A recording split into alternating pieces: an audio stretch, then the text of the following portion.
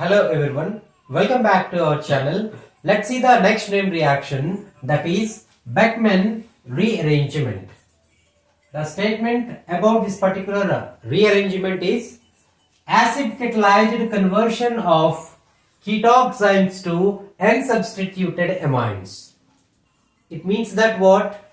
We are going to synthesize different kinds of the amide derivatives from the ketoxines. What are ketoxines?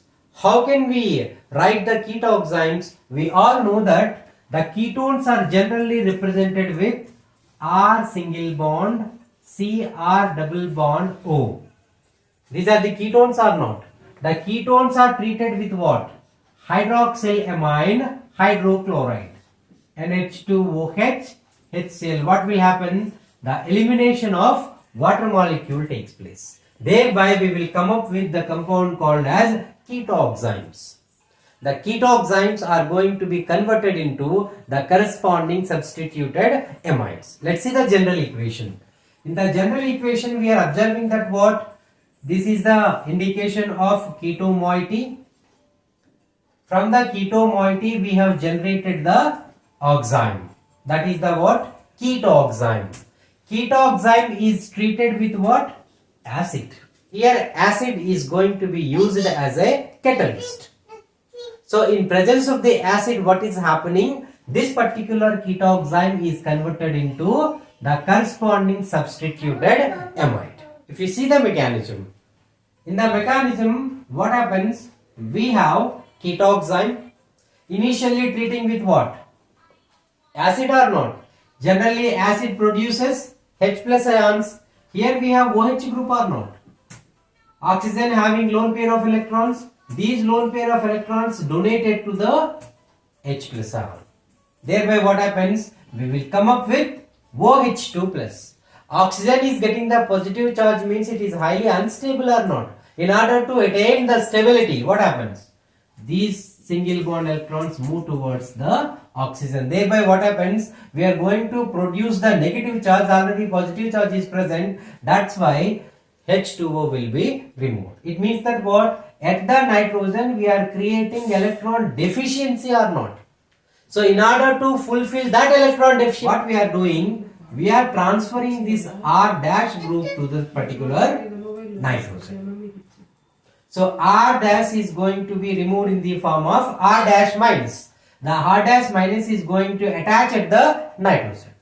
Thereby what happens? This carbon is going to get the positive charge or not. So that is the what representation? RC plus double bond and R dash. So here what we have observed, the migration of group from one position to the another position. That is what? The migration of R dash from the carbon to electron deficient nitrogen. Now we have created carbocation or not? Now what happens? Already in the previous step we have removed the water. So the water in which oxygen having the lone pair electrons, these lone pair electrons are donated to the carbocation. See this one, how we have represented? The lone pairs are donated to the carbon. Thereby what happens? Here we will come up with OH2 plus. So in order to attain the oxygen valency, what happens? We remove the H plus ion. So we are representing with what? OH. This is what? Enolic form or not? If this enolic form is subjected to isomerism, what will happen? We will come up with the corresponding amide. In this way, ketoxines are converted into the corresponding unsubstituted amides. Sometimes what happens? We can observe this particular mechanism by treatment with PCl5 also, followed by hydrolysis. If you see the mechanism with PCl5, how can we get the substituted amides? The first compound is your ketoxime. The ketoxime is treated with what? PCl5. In the first step what happens? The removal of hydrogen and Cl in the form of HCl. So what we are observing? See this one, RCR dash double bond N, oxygen connected to what? Phosphorus, and phosphorus is having 4 chloride. In the previous case what happens?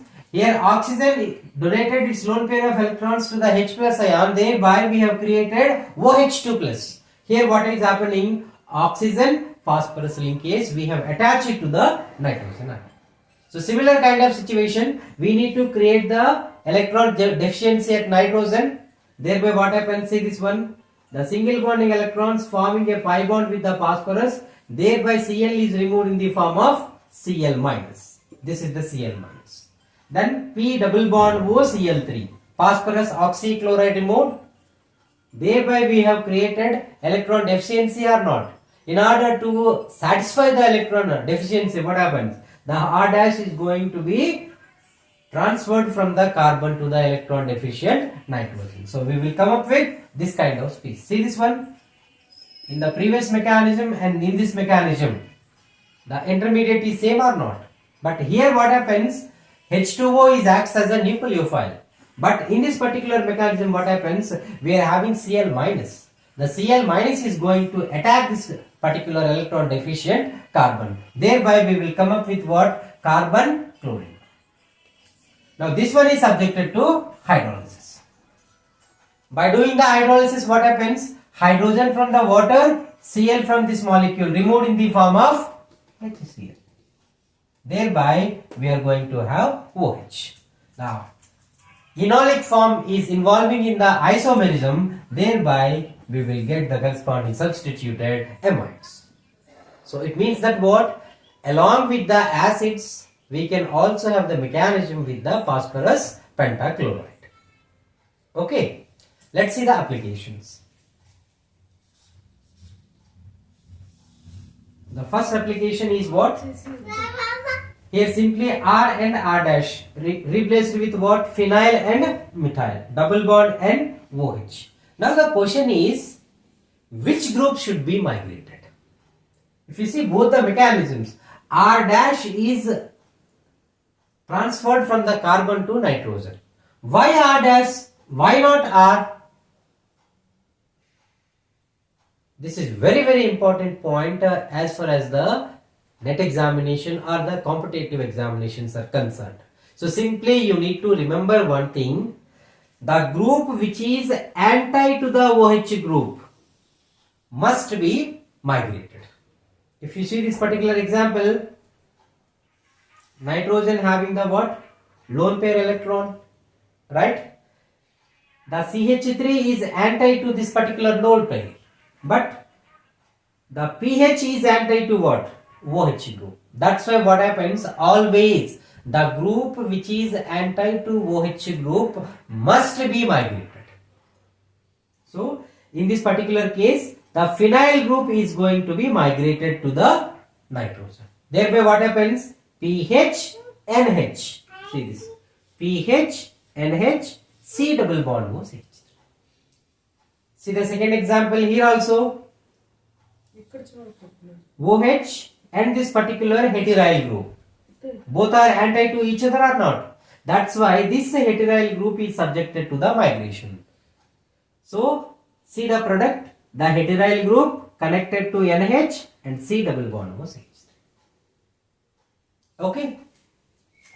See the third example. This is very important example. The stereochemistry. In this particular example, see this. We have a chiral center. At the chiral center, the configuration is S or not. This particular chiral center is anti to OH group or not. It means that what? During the mechanism, this chiral center is going to transfer from the carbon to this particular nitrogen.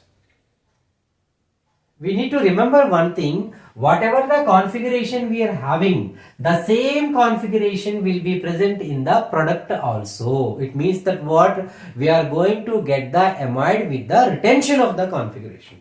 It's very important point.